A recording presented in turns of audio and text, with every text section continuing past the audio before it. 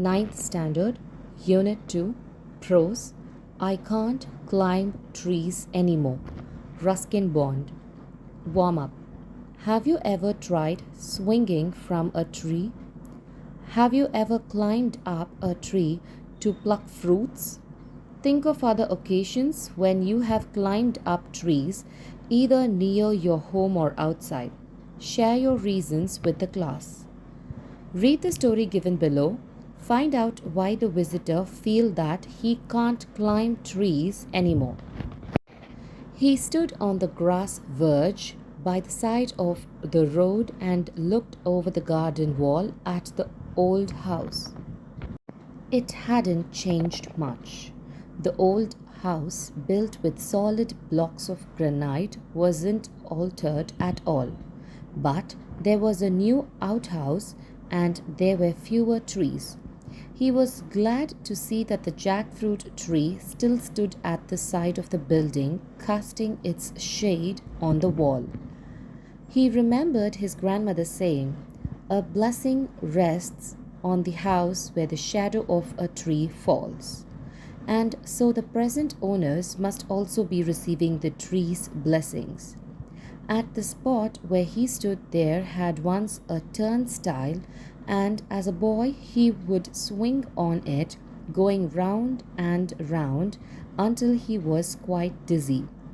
Now the turnstile was gone, the opening walled up. Tall hollyhocks grew on the other side of the wall. "What are you looking at?" It was a disembodied voice at first. Moments later, a girl stood framed between dark red hollyhocks, staring at the man. She was only 12 or 13, with lively eyes and long black hair. "I'm looking at the house. Is it yours?" he asked. "No, it's my father's." "Why? Do you want to buy it?" "And what does your father do?" "He is only a colonel." "Only a colonel? Well, he should have been a brigadier by now." The man burst out laughing. "It's not funny," she said. "Even Mummy says he should been a brigadier." It was on the tip of his tongue to make a witty remark. Perhaps that's why he is still a colonel. But he did not want to give offense. They stood on either side of the wall, appraising each other. "Do you want to buy it?" "No," he said. "Well," she said, "if you don't want to buy the house, what are you looking at?" "I used to live here 25 years ago, as a boy, as a young man, and then my grandmother died and we sold the house and went away." She was silent for a while, taking in this information. Then she said, "And you'd like to buy it back now, but you don't have the money."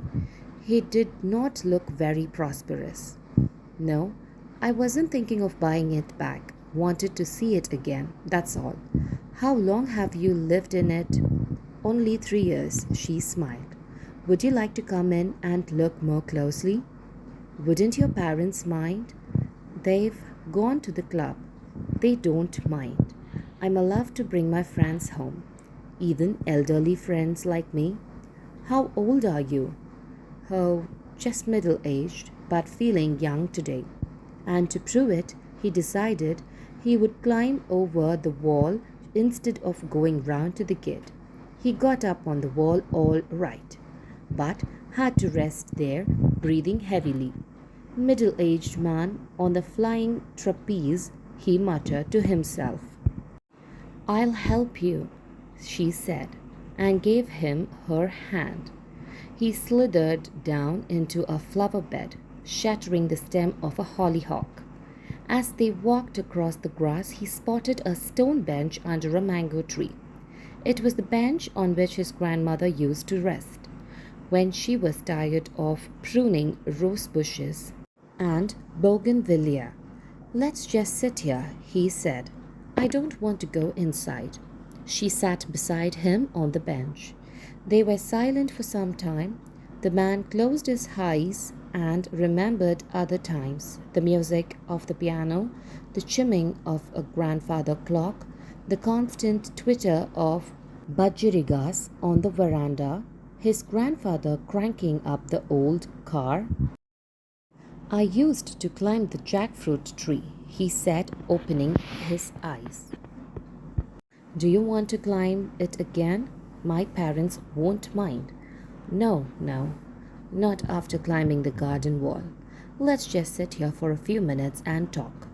I mentioned the jackfruit tree because it was my favorite place.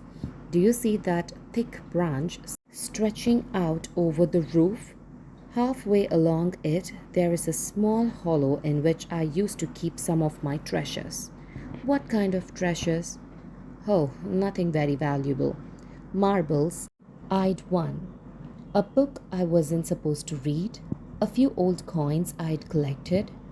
Things came and went. I was a bit of a crow. You know, collecting bright things and putting them away.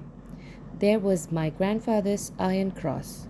Well, not my grandfather's exactly, because he was a British and the Iron Cross was a German decoration awarded for bravery during the war, the First World War. When my grandfather fought in France, he got it from the German soldier. Do you still have it? No, he said, looking her in the eyes. I left it in the jackfruit tree. You left it in the tree? Yes, I was so excited at the time, packing and saying goodbye to people and thinking about the ship I was going to sail on that I simply forgot all about it. She quietly said, It may still be there, in the hollow tree of the branch? Yes, he said. It's 25 years, but it may still be there, unless someone else found it. Would you like to go and look? I can't climb trees anymore. If you can't, I will go and see. You just sit here and wait for me. I found it, she cried. I found something. And now, barefoot, she ran breathlessly towards him. In her outstretched hand, a rusty old medal. He took it from her and turned it over on his palm. Is it the Iron Cross? She asked eagerly. Yes, he said. This is it. Now I know why you came. You wanted to see if it was still in the tree. You may be right. I'm not really sure why I came, but you can keep the cross. You found it after all. No, you keep it. It's yours. But it could have remained in the tree for another 25 years if you hadn't climbed up to look for it. But if you hadn't come back again? On the right day, at the right time, and with the right person, he said, getting up and placing the medal in her hands. It wasn't the cross I came for. It was my youth. She didn't understand that, but she walked with him to the gate and waited. Where the road turned, he looked back and waved to her. Then he quickened his steps and moved briskly towards the bus stop. There was sprightliness in his step, and something cried aloud in his heart. The mango-scented summer breeze made the blood course in his veins, and he forgot for a moment that he couldn't climb trees anymore. Glossary: Turnstile: a mechanical gate consisting of revolving horizontal arms fixed to a vertical post, allowing only one person at a time to pass through. Hollyhocks: a tall Eurasian plant of the mallow family with large showy flowers. Colonel: a rank of officer in the army. Brigadier: a rank of officer in the British Army above colonel. Trapeze: a horizontal bar hanging by two ropes and free to swing, used by acrobats in a circus. Muttered: to utter words in a low tone. Slithered: slide or slip unsteadily on a loose or slippery surface. Pruning: the act of trimming a plant. Bougainvillea: an ornamental shrubby climbing plant that is widely cultivated in tropics. Chimming: making melodious ringing sounds typically to indicate the time.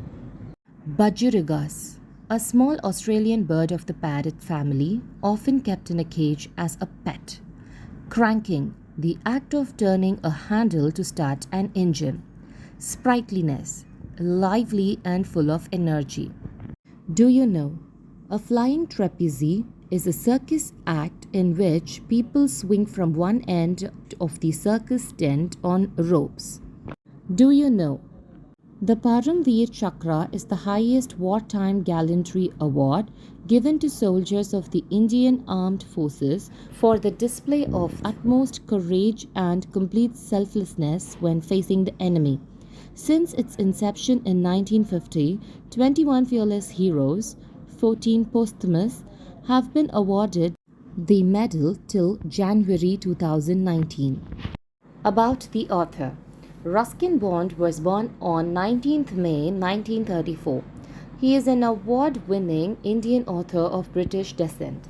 He is much renowned for his role in promoting children's literature in India. The Indian Council for Child Education has recognized his role in the growth of children's literature in India. He got the Sahitya Akademi Award in 1992 for Our Trees Still Grow in Dhera. He was awarded the Padma Shri in 1999 and Padma Bhushan in 2014. As a prolific writer, he has written over 500 short stories, essays, and novels. His popular novel, The Blue Umbrella, was made into a Hindi film and was awarded the National Film Award for the Best Children's Film in 2007.